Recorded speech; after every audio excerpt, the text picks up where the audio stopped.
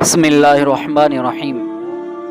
بزرگان محترم، آخرت کی نعمتوں کی لذت اور دنیا کی نعمتوں کی لذت، اس دنیا کی جو نعمتیں ہیں وہ نعمتیں اپنی لذت اور کیفیات کے اعتبار سے محدود ہیں۔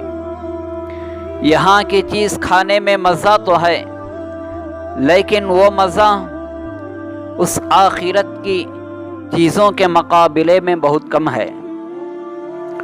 چنانچہ حدیث میں آتا ہے کہ جب جنتی لوگ جنت میں جائیں گے تو ان کے سامنے دو طرح کی نعمتیں آئیں گی۔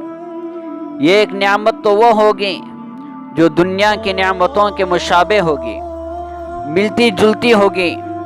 مثلا انہوں نے وہاں آم دیکھا تو وہ کہیں گے کہ وہاں دنیا میں بھی ہم آم کھاتے تھے، یہ تو سیب ہے، وہاں دنیا میں بھی ہم سیب کھاتے تھے۔ تو کچھ چیزیں تو جو دنیا میں بھی ہیں اور ہمیں آخرت میں بھی ملے گی۔ قرآن میں آتا ہے وہ اتو بھی متشابہہ، دونوں ایک جیسی صورت کے اندر، لیکن جو وہاں کا سیب کھائے گا، آخرت کا سیب کھائے گا، وہاں کا آم کھائے گا، تو وہ کہے گا کہ نہ ہم نے ایسا دنیا میں یہ سیب کھایا تھا اور نہ ایسا آم دنیا کے اندر کھایا تھا۔ خود دنیا میں بھی بعض ملکوں کی پھلوں میں فرق ہوتا ہے۔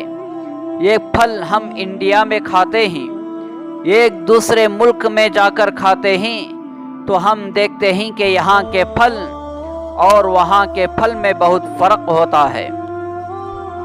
آپ حج کے لیے جاتے ہیں یا سعودی عرب میں، آپ دیکھتے ہیں کہ یہاں کے پھلوں اور وہاں کے پھلوں میں بہت فرق ہوتا ہے، بہت اعلیٰ قسم کے پھل ہیں۔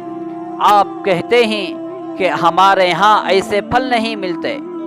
تو خود دنیا میں دوسرے ملک کے مقابلے میں ذائقوں میں، خوشبو میں، رنگوں میں اور لذتوں میں اور بہت فرق ہوتا ہے۔ تو پھر اس دنیا کے علاوہ جو دوسرا ملک ہے آخرت، وہاں کی نعمتیں یہاں کی نعمتوں کے مقابلے میں نہایت ہی اعلیٰ ہوتے ہیں۔ یہ ایک نعمت تو وہ ہوگی جو دنیا کے متشابہ ہوگی، ملتی جلتی ہوگی۔ دوسری نعمت وہ ہوگی جن کو کبھی دیکھا ہی نہیں، ان چیزوں کو جو بالکل نئی ہوگی۔ اب وہ حیرت سے کہے گا یہ چیزیں ہم نے کبھی بھی نہیں دیکھی ہیں، یہ ایسی عجیب عجیب قسم کی نئی قسم کی چیزیں ہیں۔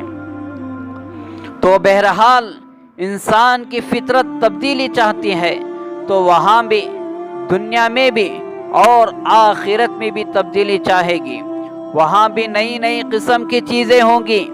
اب یہ مل رہا ہے، اب وہ مل رہا ہے، اور ایسی چیزیں جو کبھی نہ دیکھی ہو، نہ کبھی کھائی ہو، نہ کبھی سنی ہو، نہ کسی آنکھ نے اسے دیکھا، نہ کسی کان نے اسے سنا، ایسی نعمتیں وہاں عطا ہوں گی۔ تو دنیا اور وہاں کی نعمتوں کا فرق یہ تو ہے، دنیا ختم ہونے والی ہے، فانی ہے، اور آخرت ہمیشہ باقی رہنے والی ہے۔ اگر دنیا میں انسان کو بہت کچھ مل جائے، جو وہ چاہتا ہے، جو دل میں آتا ہے وہ بھی حاصل ہو جائے، لیکن ایک بات سے چھٹکارا نہیں مل سکتا، اور وہ ہے موت کا اٹل فیصلہ۔ چلو مان لو ہم جو چاہتے ہیں اچھا سے اچھا پہننے کو، کھانے کو حاصل ہو جائے، منصب بھی مل جائے، عزت بھی مل جائے، دولت بھی مل جائے، اولاد بھی مل جائے، جو ہمارا دل چاہتا ہے وہ سب کچھ مل جائے۔ حالانکہ دنیا میں ایسا ہوتا نہیں، دنیا میں بہت کچھ بھی مل جاتا ہے اور بہت کچھ حاصل بھی نہیں ہوتا، لیکن ایک بات تو باقی رہے گی، پتہ نہیں کہ کب موت آ جائے، کب یہ سب کچھ چھوڑ کر جانا پڑے، موت سے بچ کر ہم سب کہاں جائیں گے۔ اس عالم میں، اس دنیا میں سب سے بڑی بات یہ ہے کہ وہاں موت ختم اور اب موت آئے گی نہیں، تو یہ آخرت کا اٹل فیصلہ ہوگا کہ وہاں ہمیشہ ہمیشہ انسان زندہ رہے گا، بڑی راحت کے ساتھ، بڑے عیش و آرام کے ساتھ زندگی گزارے گا، اور وہ عیش بھی ایک جگہ رکے گا نہیں بلکہ بڑھتے ہی چلا جائے گا، دن بدن ہر دن ترقی معلوم ہوگی۔ اب اور زیادہ نعمتیں مل رہی ہیں، اور زیادہ نعمتیں ملیں گی۔ قرآن پاک میں سورہ رحمان پڑھ کر تو دیکھیے کہ اللہ تعالیٰ نے واقعتاً کیسی جنت بنائی ہے، اور اس میں کیسی کیسی چیزیں بنائی ہیں، اس نے اپنے بندے پر کیسے کیسے انعامات کیے ہیں، کیسی کیسی ان کی دل جوئی کے لیے جنت بنائی ہے۔ تو ہمیں چاہیے کہ اللہ کے احکامات پر، اللہ کے مرضیات پر ہمیں زندگی گزارنا ہے۔ اللہ کو خوش کر کے زندگی گزاریں گے تو اللہ تبارک و تعالی ہمیں جنت کی نئی نئی چیزوں سے مالا مال فرمائے گا۔